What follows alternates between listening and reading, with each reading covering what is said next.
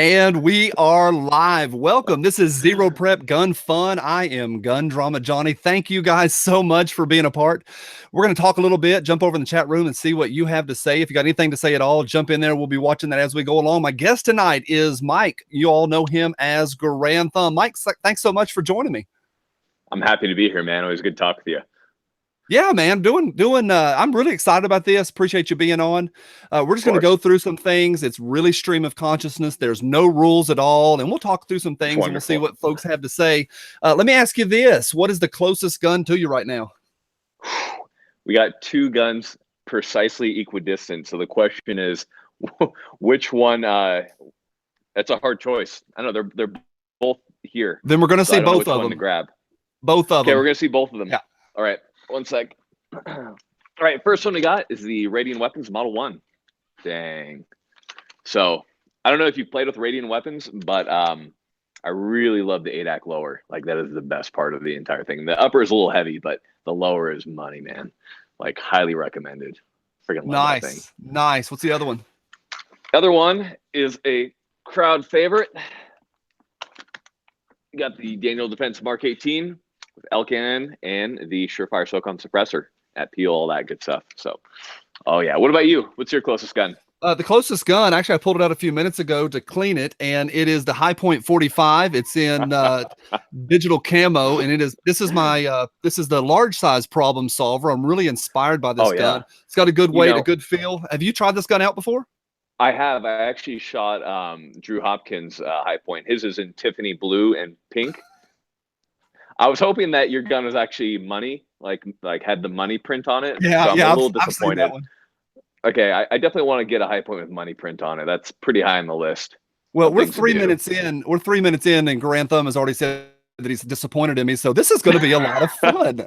All right, so for folks that don't know you, here's me from the outside looking in. You're a lot of different things. You got a pretty broad career, but one thing that kind of brought you and I together is you are an active YouTuber. So let me ask you this, Mike: who is Garand Thumb? All right, Garand Thumb is a YouTube channel, and I talk about gear and guns and concepts, and I help people talk to girls or boys depending on what they're into.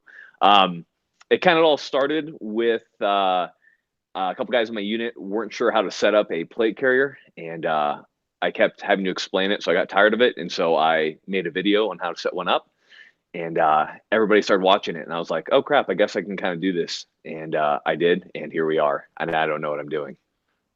You don't know what you're doing yet. I have no idea what I'm doing. Yeah, if you don't know what you're doing, the rest of us, there is no hope.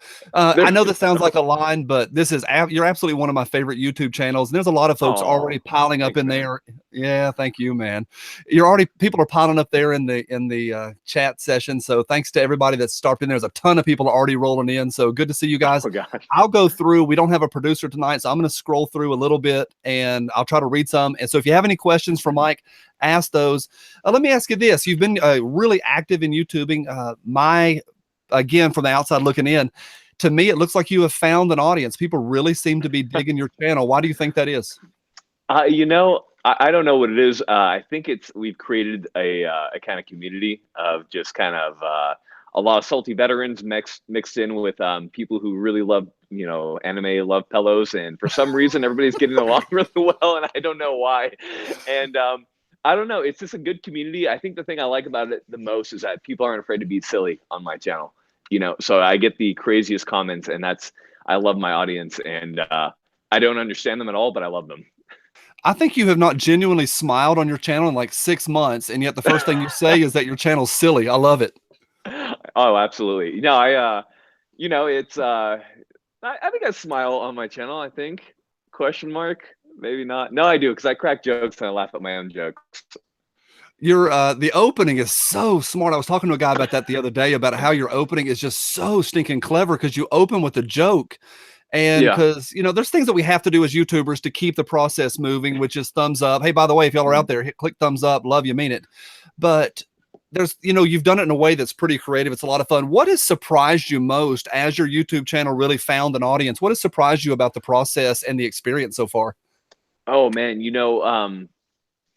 I think nobody's really like ready to have the amount of viewers that that kind of comes along with YouTube sometimes. So right now, I think we're just a smidge under 160K, like 157, 156K on YouTube, plus another 60K on Instagram, and another 20K on Facebook. So that's a lot of people, and I think what comes along with that, and I'm sure you'll agree. I know your numbers are ballooning as well. Is that people become intensely interested in your personal life. So I think that's been the most surprising thing to me personally is how much how invested people are in what's going on in my life, and how much they will stalk me, try to figure out what I do, or things about friends and family and that type of thing. So it's insanity. Are you having fun? Oh, I'm having fun every day. I get great messages at least a couple times a day that just make me laugh. I love the guys out there. I love my fans. What kind of messages make you happy? What entertains you? I love getting. I think what's really clever is when people like screen cap something from a video when I'm making a really dumb facial expression, which is really often actually, and What kind of they'll screen nitwit cap would it. do such a thing? Who would do that? And they'll put like a clever meme with there or something like that. I don't know why that just really cracks me up. I always think that's funny. And you of course spawned the Blues Clues thing, so now I've gotten probably I want to say a solid 200 Blues Clues messages. It's been hilarious. Well, that came from actually one of my subscribers, or maybe one of your Oh, viewers. nice. Just made a comment. I think Mike is Steve from Blues Clues, which that's not bad. And you seem to have embraced being the Plaid Warrior and the Oh, Batman thing, yeah. and it's a lot of fun. Why not have fun Oh, with yeah. it? Why not? I think that's the point. Is if I'm going to keep doing this as long as I'm having fun, and I don't see any chance of that ever stopping. It's just it's such an awesome community. I love it. I love it so much. So things maybe in the 2016 era really started popping because you've been doing YouTube. A lot of folks don't know this. You've been doing this a long, long time, I but have. 2016 really the ball kind of got rolling and the channel really got some legs. When did Mhm. you know it was going to be, and I don't want to use the word success because there's a lot of different metrics to say the word success, but when did you know that people were really enjoying it? Was there a moment or a season when you knew that was really, really catching on? That's a really good question. So obviously, I've been doing this. I think you've trolled back through my videos on on YouTube, and if you go back there, you know that I did it kind of casually for about since about 2010 or so. Well, maybe 2008. Not really serious. Post like a video like once a year or something like that. But I've always kind of been into the whole video editing thing. Um, about 2016, about the time I published that plate carrier vid, is when I took a hard look at metrics and how YouTube promotes people and that type of thing. And I realized that you needed to post weekly. And so I started posting weekly, and um, I jumped from like, 1,000 subscribers, most of them from K, to about, 30,000 in like the span of like 2 months. And I was like, oh crap, I think this is going to take off. I think this is good. So I would say about November, December of 2016 is when I was like, oh, here we go. Like, this is real. How about fan interactions like at SHOT Show or in public? What's the weirdest Yeah. fan interaction you've had? So the best one I've had, and I'm not trying to embarrass the guy, but I was at the gym at the base I work at, and that I'm stationed at, and he was from the army, and he came over and he's like, "Hey, I don't want to be that guy, but are you Grantham?" I'm like, "Yeah, dude, I am." He goes, "Dude, it is so cool to meet you." I was like, "Nah, dude, it's cool. I'm just like an enlisted dude, looks like you." So, we ended up working out for a little bit together, having a good time, just kind of talking and stuff, and he was like, "Hey, dude, can I get like a photo with you?" I'm like, "Yeah, dude, absolutely." So we just had some random guy take his phone, take a photo of us, and he's like, "Hey, thanks," shook hands, left. Right, I didn't think much of it. That night, yeah, he posts the photo to I can't remember which group. It wasn't even like a Grand Thumb group, and he posts it, and I look at the video. And this dude, we have our arms around each other, just kind of smiling. This dude has a raging boner in his Oh, gym good shorts, Lord. and it's pressing out. I was like, God damn it, this every time. But it cracks me up. Weird, yes, but funny. It's funny when I look back on it, but it was weird at the time. I'm going to go over to the chat room now. A lot of folks piling up in here. Appreciate everybody that's saying things. Of course, Mike, there's a lot of stuff about thoughts and thoughts vaccines. Yeah, I sure But do. if anybody here has got That questions, hostile over there, not that hoe over there. Just want to make that clarification. gotcha. That hostile, gotcha. Let me ask you this. This is coming in from the chat room. You've had a lot of training. I would absolutely, from the outside looking in, I would call you a professional shooter, a professional marksman, but also, and I don't think you would use those words, but you're a professional instructor. No. Is that fair? Maybe to some extent or another, without delving too much into it. I've done a lot of things in the military. A lot of people know what my old job is, but I don't want to get too much into it, I guess. Right, but compared to me, I'm a tactical soccer dad. When I go out, I've got a high point and a pizza box and a magic marker drawing. So that is all you need. So compared to like a regular average shooter, you were absolutely a professional in the industry. What's something that guys like me can do to get a little bit better? Oh, that's a really good question, man. I think so two things that I want to point out there, and I kind of mentioned them in my video a little bit, but dry fire first off. So have a schedule, just like working out, man, you have to adhere to a schedule. Otherwise you're not going to get better. You're not going to improve your skills. So definitely dry fire. That's something that I do every night. And then besides dry fire, I'd highly recommend taking a class from somebody who's reputable. So there's a lot of classes out there, but some credentials are dicey. So like guys I typically recommend are guys like Drew Estel at Bear Solutions and Esoteric. Those are kind of more military related. You have Haley Strategic, you have a bunch of others. I don't want to get too much into it, but those are guys who I typically recommend for the shooters because they have really good fundamentals. These are guys who have put boot to the ground for a while and they know what they're doing and they've shot way more rounds than me. So definitely find somebody who's reputable. Kind of look at their credentials, look online, kind of see what's going on about them. But definitely taking a class and then after that, sticking with that dry fire repetition. I think those are really good kind of things to go with and then grow from. Because if you're not being looked at by a professional or by somebody who knows what they're doing, you're kind of just trying to figure out, you know what I mean? Like if you're going to learn how to play the piano, you'd take piano lessons from somebody who knows how to play the piano. So I would always recommend a class to start off with. What's something that your subscribers and viewers would be surprised at about you? I sang in chamber singers for 3 years in high school. Baritone? Bass. Oh, all the way down to the bass. They're very nice. All the way down. Very nice. Very all nice. The way down. Do you plan on doing any singing there on your old YouTube channel? Probably not. I'm trying to pick up the piano right now, and it's going very, very slowly. I've been bested quite a few times, embarrassingly so, in public. So we're gonna see how that goes. But I'm hoping to break out the piano at some point. I don't want to like make this too much a musical, but I love musicals, so maybe we'll do that. Maybe Grantham will go that direction. Grantham the musical. Sign me up for a little Grantham High School Musical action. That sounds great. I will handle the wardrobe and okay. I see plaid and sequins. Long as we have really tight pants and feather boas, I am a 1000% in. Hey, if we can get John Lovell in on that one, I am in. I know John Lovell would totally do it. That guy. All right, let me ask you this. So you've got your 9 to 5 and all of that stuff that you do there, but within YouTube, the cool thing about YouTube, and because it is, like you said, it's a community, people are hanging out, people get to know each other. And then also a lot of doors open up. And I know you have doors in your 9 to 5 job, but specifically with YouTube, have there been any doors that open up that you end up getting to go somewhere or do something or shoot something and you're like, pinch me, this is incredible? Yeah, absolutely. I think the one that comes to mind pretty recently, not like the best or anything like that, but that happened was in November. I got to go to Last Shadow, Texas through Triarch and do some hog hunting from a helicopter to control the feral hog population down there.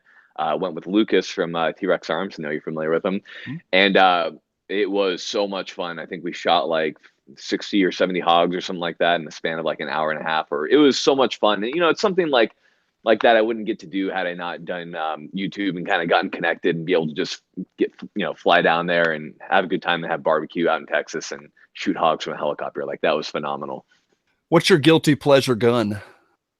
Oh, my guilty pleasure gun. That is probably the Browning High Power, to be honest.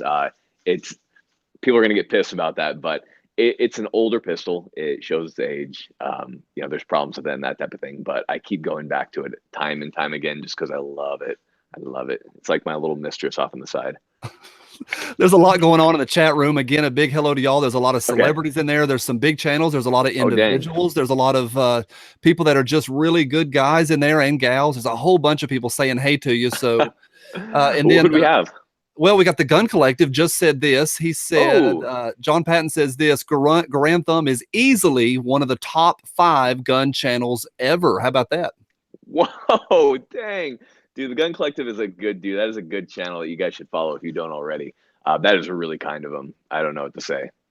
I don't know. I mean, five's that's a big that's a really high up there. I don't know. I think maybe he got carried away. I would put you What's maybe in the top 3, maybe the top top? 4. So yeah. Well, wasn't I in like that top 20 or top 40 list from what was that one magazine?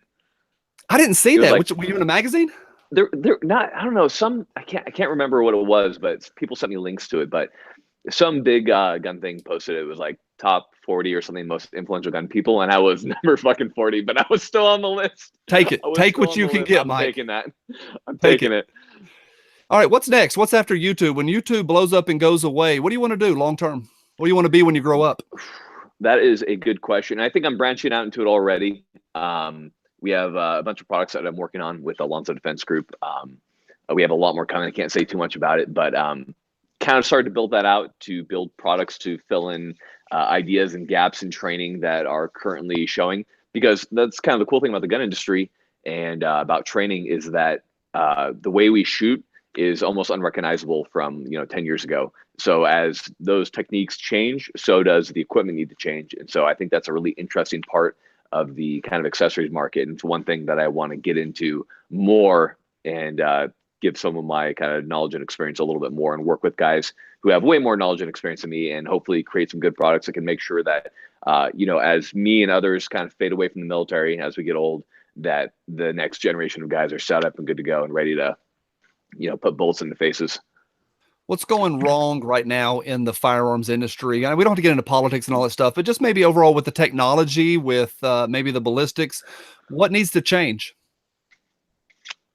That is a really good question. And see, that's where I come somewhat to the end of my rope as far as like what makes me effective because I'm a shooter. Yeah, I do a lot of shooting and shooting techniques is kind of my thing. Now, when it comes to like engineering and knowing what needs to come next in the gun industry, straight up, I'm going to tell you that I don't know because that's not something that I'm very proficient in. If I said something, I'd just be talking out my butt because I'm not an engineer. I think if anything, if I could just say something generally, it's weight savings in ammo. So whether that be done through polymer cased or caseless or whatever, but I think that is likely a good step for firearms and something that I'd like to see because that would allow guys to carry more and that type of stuff. And, less weight means less disc problems. I know me personally, I'm sure other military guys out there, I got a hell of a lot of back issues and neck issues from my time in from, carrying all that weight and stuff. So that kind of stuff would be awesome to get some weight savings on. I And know when also you're pretty go much, ahead. I just want this to be Halo. Can this be Halo? Can we do that? I think Fortnite is the one now. Do you know Fortnite? That's the one the kids are playing these days. No, Well, I'm not familiar with apparently it's Fortnite. I hot. try to keep Yeah. up on games. Yeah. Well, I'm Okay, not an I adult need to either, get in but on it apparently. yeah, I'm sure there's some guys in their mom's basement listening to us on their phones and playing Fortnite at the same time. So let me ask you I'm sure. this. Yeah, yeah. I mean, we love the guys in their mom's basement. Shout out to the Taco Bell stained fingers. Now, in your day-to-day Yes, life, Cheetos. you are carrying an AR-15 or carrying whatever your service weapon is out here on your chest. You are out, and this is what you do. For us regular folks, we're having to hide guns underneath our sweatshirts. Yeah. What is maybe when you go into town and you're not on duty or not just doing stuff for training? What's your CCW look like? Typically I'm carrying a Glock 19. I carry it in a T-Rex arm sidecar, which is my favorite hole I've worn for a long time. I've tried out all kind of use. I know I'm kind of like recapping on video stuff at this point, but fourth on my carry gun. I use a 19, but sometimes I use a 19 with an optic, sometimes with a light, sometimes without a light. I don't think that mine without a light is way easier. But I do say that I typically default to carrying a Glock 19 with a Surefire X300U on it. That's just kind of my go-to. And then right now I'm using Zeb sights, but Ameriglows I think are pretty awesome. So usually I default to those, but that's my basic setup. And then if I'm going to carry an optic, I'm a big fan of the Leupold Delta Point Pro. What about you? I want to know what you carry. Yeah, I bet. Let me explain how to do CCW and stuff about firearms to Garand thumb. Yeah, I carry Get a out of high here, dude. point. I'm Mexican, carry a high point in the top of my sweatpants. That's awesome. Honestly, if your draw time is good and your retention is good, like, is there any problem? Yeah, my draw time out of my sweatpants is yeah, it's really, really good. A lot of stuff going on in the chat room, and I know Yeah, tell here's me the what's deal. going on. If I even start mentioning people, I'm gonna leave somebody out. So sorry to those of y'all that I leave out, but just a few people in here that I just want to say hey to. Tactical Toolbox, hey to Jonathan, he's in there. A Oh, big what's hey to up, man? Mark. Mark from Fit and Fire is in there. Honest Outlaws reviews Oh, and Fit and all of Fire. I love them. yeah. Actually, Fit and Fire asked just a minute ago. Tell me what your favorite workout is like. Ooh, that's a good one right there. Are you gonna shout out to more people or should I answer that? Answer it. Okay. I'm a big fan of functional fitness personally, and I feel like such a novice because what I do is I go into the gym and I have personal trainers and they tell me what to do and they just smoke my dick. Actually, my personal trainer right now is at the Air Force fitness games or whatever. He was former EOD, lost an eye, cool dude. But anyhow, I love functional fitness. I love doing a bunch of really dynamic movements to make sure that I'm kind of working everything. I'm not going to get into that mindset where I'm just kind of isolating body parts. Besides that, after we do that, typically I do the heavy lifts, but I like to hit that functional fitness for like a solid 45, 50 minutes. All the good stuff you can think of, sandbag drags and pushing sleds and doing pull-ups and all that kind of stuff. So I love doing that type of thing. Let me ask you this. There's a lot to YouTube. Yeah. What have you had to learn? Because you have like a formal training in your 9 to 5, but YouTube, man, Mm-hmm. you got to pick it up as you go along. What surprised you about that, or what do you struggle in? I think the thing that surprised me most about YouTube was how much thumbnails matter. How much a thumbnail can uh, change whether or not somebody's going to click on it. That's stupid stuff I never thought about when I first started. There's specific kind of I guess human responses to different types of thumbnails and the way that you have them look and that type of thing. So that's something that I've been trying to get better at. But that's the one thing that surprised me the most was how much a thumbnail matters. You were doggone good at the range. You have been trained, and it's what you do. What do you struggle with at the range? Oh man, you talk to any of the guys I shot with, and I always have my struggles. There are people who are far superior at shooting than I am by far. Um, I think the thing that I struggled with most for the longest time, well, maybe not so much anymore. I'm trying to think. Hell, man, anything over about 500 meters, I start having trouble, no doubt. Like my expertise definitely falls within about 300 and in. 300 to 500, I can push it and make it work, but 500 plus, you ask the loophole guys, I was out there and they talk mad shit on me because I need to step up my long range game. So I'm working on it, but definitely 500 plus is a huge problem for me.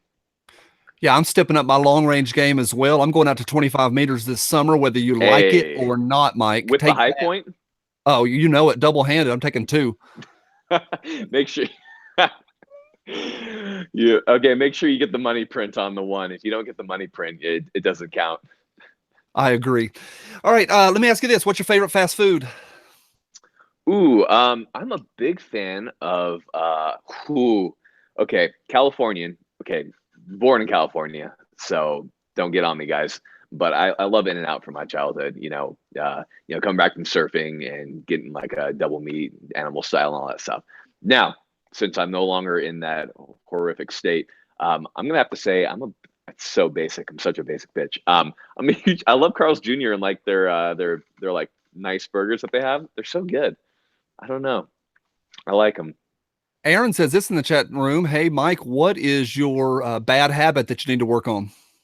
Oh, for Aaron from I think he's Aaron from the chat room. mm, Aaron from the chat room. A bad habit that I have. I have a tendency when I'm not rocking like a Geisy gas pedal or some type of full auto trigger, and when I'm going past like 4 to 5 rounds, I have a bad tendency to like kind of roll my fingers as I'm pulling the trigger, and that kind of shifts the gun a little bit. So it's something that I've tried to get rid of because I've gotten used to rocking that full auto trigger to some extent or another. So that's something I definitely need to work on. And that's one thing that I've been trying to do is work my longer strings of fire and make sure that I'm having that really good trigger control.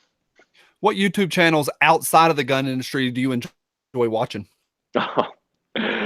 Oh my goodness. There's a guy, his name is Hyper. He does animation for video games, and he just makes the most ridiculous gun animation, like weapon animation videos ever. And I love watching his. They are hysterical, and so I quite enjoy his. The cool thing is you can't say animation without saying anime. Fact, which I was just introduced to actually. I had not really watched anime prior. Yeah, that's a good thing that you're not versed in that. You may need to do a little translation for me. There's still some more people popping in here. Hey, 1776 or bus, love your channel. Someone says in here, and I can't find it now. It's already scrolled on up. They said an individual just said, "This is the dankest live feed on YouTube." Can you translate that for me?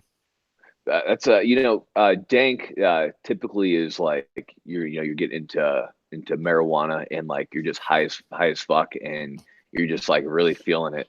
So, I guess this is dank. I don't know. Yeah, we're dank here in the old Appalachia. Yeah. we're super dank right here since I'm a federal employee. I can't do that.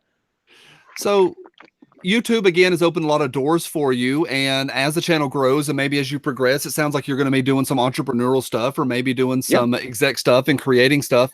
As doors open, what celebrity outside of the gun industry would you really like to meet? Oh my gosh. Besides George Clooney. Damn it. Well, just taking the breath out of my lungs there.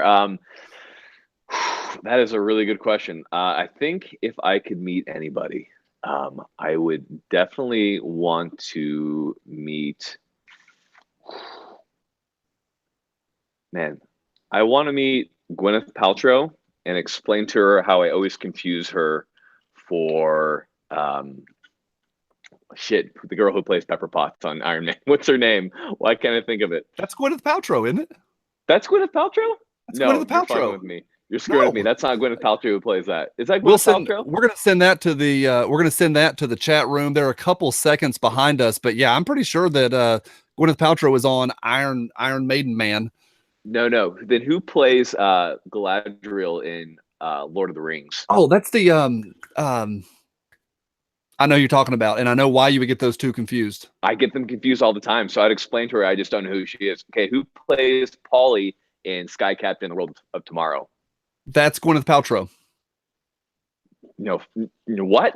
Yes. Seriously? Now here's what I like is I give you any celebrity you want to meet, and your celebrity is just to go tell Gwyneth Paltrow that you get her confused. That's your big one, Mike. I love it. Yeah. What about yours? I think for me, I would really like to shake Clint Eastwood's hand. I mean, I really, really would. I mean, I love John Wayne, but I really, really love Clint Eastwood. I mean, I've got feelings about what he has don. So I've always wanted to shake his hand because he doesn't have that many more trips around the sun in him. You a Western guy? Yes, I am. Now I see I'm feeling super like unthoughtful about my choice now. Stand by 1 second while I turn on my light because apparently it's getting dark out here. I'm going to jump over into the chat room while Mike is checking his light. Someone in the chat room says that he thinks that the woman that you could not name was Amy Schumer. Yeah, that's hilarious. There we got Kate Blanchett in there. Got it. Kate Blanchett. Yep. Kate Blanchett. Good, clean fun here on the chat room. All right, now what we do here on Zero Prep is sometimes I like to turn the tables. It is your chance to take over the interview. What do you have to ask? I'm going to mess you up. Okay, first off, at what point of watching TMZ did you decide to do it for the gun world? A few people have heard the story. The genesis of gun gossip is I was upstairs and there was a guy who shall not be named who gets on my last nerve. He's doing the Macarena on my last nerve. And he started making fun of John Hickok. I ran downstairs, defended that large man's honor. And damn right. And here we are. It was all over defense of John Hickok. Okay. Feather boa. What about it? How did it come about? Oh, feather boa. Like people think, like, here's the deal, Mike. People think that gun gossip, there was some sort of big plan. I really thought this out and I thought that out. I I ran downstairs and I just kind of thought Joan Rivers with the big glasses. And those glasses Yeah. I wear are 3D glasses from the movie theater with the lenses popped out of them. Dang. And a friend of mine, I had a bag of Christmas sweaters from the Ugly Christmas Sweater contest. And a Mhm. friend of mine, he had a boa in, and I just wrapped it on at the last second. I put it on, and people seem to love it. Go figure. It's a weird time of my life, Mike. I totally understand. I don't know what I'm doing either. Like, I don't know what I'm doing with my life. Okay. So we've talked about TMZ, feather boa. Okay. Next question is, of all the middle-aged man drama you've seen in the gun industry, which one, two questions. Which one surprised you the most? Go ahead and answer that one first. The drama in the gun industry, it surprises me when it gets personal, because we can joke about this and, oh, I don't have Garand Thumb's hair, or I don't have his plaid, or none of us are John Lovell. So we can joke about this stuff, but sometimes it gets personal. There was one that shall not be named that went nuts on a podcast about 3 weeks ago, 2 weeks ago, and turned to the camera, and it got nasty. And he was cussing and saying all sorts of stuff directly at and personal at Eric from IV88, and it got nasty. I think that's really what surprised me the most. Was that oh hell, what's his name? The Yankee He, Marshal? it's he who shall not be named. Okay. Good times. Yeah, Oh, I mean, you gotta say his name. I'm not I think afraid you of just him. did. Damn, I did. Okay, so most surprising one, and then the next question is, did you ever imagine that so many middle-aged men talk shooting guns could ever get this crazy? I don't know. I don't know. Is it human nature? Is it just human nature to get this crazy and get this silly? Is that who we I all don't are, think or is so. it I just? don't think so. I think I'm, the I'm I think the pretty. gun industry is black and white. Like, people are like, this gun's crap, that gun's fantastic, this guy's awful, that guy's crazy. So I'll have guys, and just in my comment section, they'll say, oh, what you said was awful, you need to follow so and so. And it's just this black and white. And it's this, whether it's ballistics or a gun or clothing or tactical gear or training, or which, so much allegiance to different channels. It's this black and white thing, and people are just clashing over it. What do you think? Yeah, I think that there's a tendency to get into groupthink within the gun industry. I think that's a big thing, where people are unwilling to accept the product, whether that be either due to whoever's created its reputation. That's a huge thing in this world. Um, or the fact that it's been, you've had another product that's kind of established itself. One thing that comes to mind would be, well, that's too specific. I don't want to call anything out specifically, but you know what I mean? Like, there's just a lot of groupthink within the industry. And because of that, I think there's some stifling of progress that you see. What's a unicorn gun for you? Something you don't own, but it's on your horizon, you want to own one. Ooh, I really, really want to get one of the Ohio Ordnance Works BAR replicas, like really bad. Like, I really want one, but I don't want to pay for it. But I really want one. But it's probably actually worth the money. But they're like $4,000, man. But I really want one. What are What you about really you? good at? I know. Well, for me, I want a Clint Eastwood gun, a Smith and Wesson 29 Nice. 2. So that's not a bad choice. I want the big one with the 8 and 3/8 inch barrel. So I'm pretty excited about that. What comes easy to you on the range? I know you would never say, "Hey, I'm Garand Thumb and I'm awesome at these 7 things," but reality, there's things you struggle in, but there's Hmm. things that come stupid easy to you. What's something that it's the one area that's just crazy easy for you? I think what's really easy for me is probably just a target transition for whatever reason. Transition between targets, I just have a tendency to bring it. I don't overdrive or anything like that. And I know that's a problem for a lot of people, so it's simpler for me. But I'm hesitant saying that because there are so many people who are so good at shooting, and so I've seen people shred. You got some really good guys out there, but I'd say generally that's probably what comes to me easiest. Who do you look up to? Ooh, that's a good question. Um, within the gun industry or just in general? In general, who do you look up to?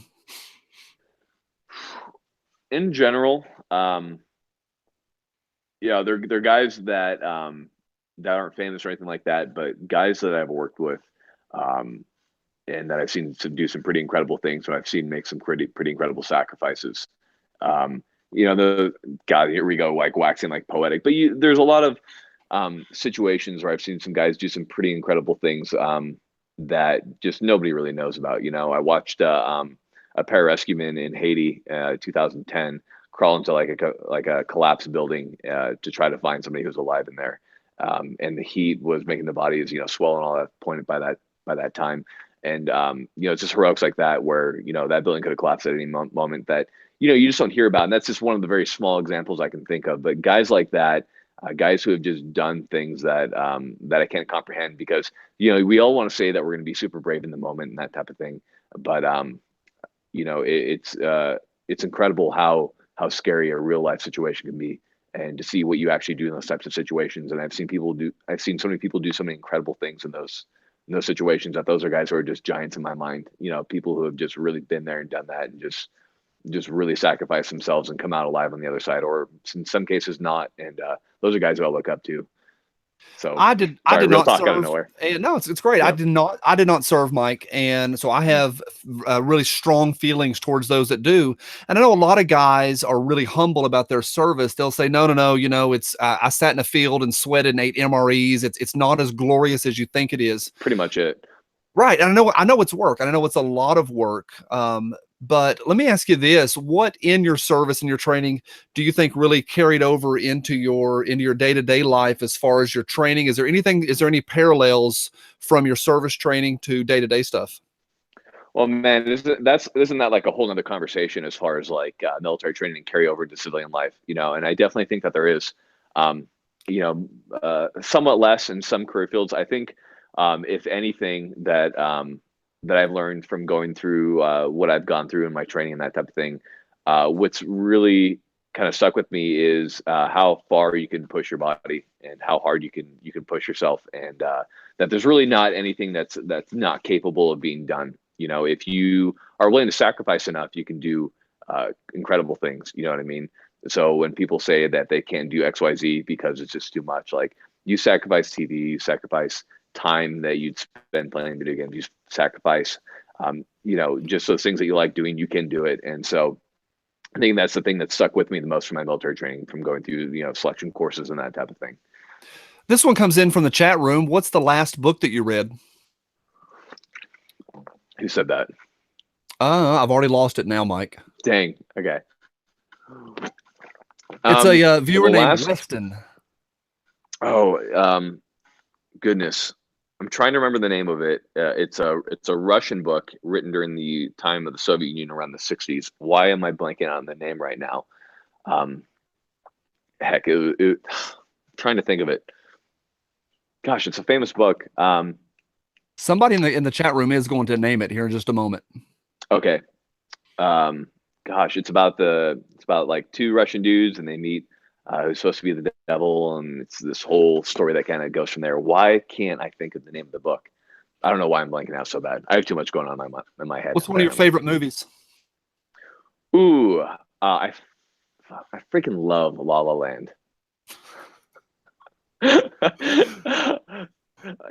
Like, everybody loves war movies and everybody loves sci-fi and all that stuff, but La La Land was the surprise of the last couple of years of my film career of loving film, because like I came to this movie and I was like, I do not want to watch this film at all, and then I saw it and I'm like, I love this film, and I listen to the music still. I love it. I love it too. That's the best answer I think I've ever heard. I watched just last night. I watched High School Musical 2, and with Zac Efron. It's some solid. That's not a joke. People are gonna think I'm kidding. No, that's not a joke. For people that maybe no, I believe you.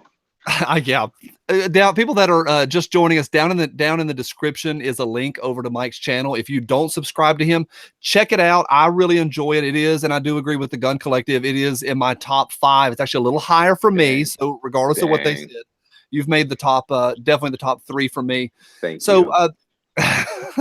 Who in the gun community do you really enjoy watching? I know just to say a name, you're going to leave a lot of guys out, but who do you really enjoy watching? Oh man, I think one guy who, can I name 2? Is that okay? Yep. Okay, 2 good guys that I love watching. I'm not gonna. So there's, first off, I'm not gonna piss some people off.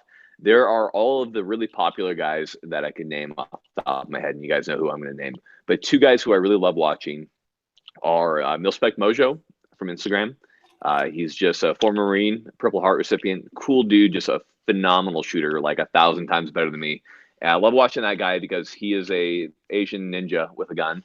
And then I love a guy named Grim CMB. He is on Instagram as well. He's a North Vegas SWAT guy. Just freaking rocks. He just crushes it. So I love both those guys. I love talking to them. Both really good guys. I love everything about them. And so those are two guys that when they post stuff, I love watching to see what they're doing. What's next for Garand Thumb this year? What's 2018 looking like for you and your channel? Well, we're hoping to break 200K this year for sure. What you're going to see is a lot of rehashing of some of the older topics. So every year I'm planning on redoing some of the basics, such as plate carriers and combat pants. I'm kind of starting to hit on those already. What we're also going to see is we're going to see a lot of guns pushed a lot harder because, this year gave me an ammo sponsorship, and that allowed me to fire a lot more rounds through all the guns that I review.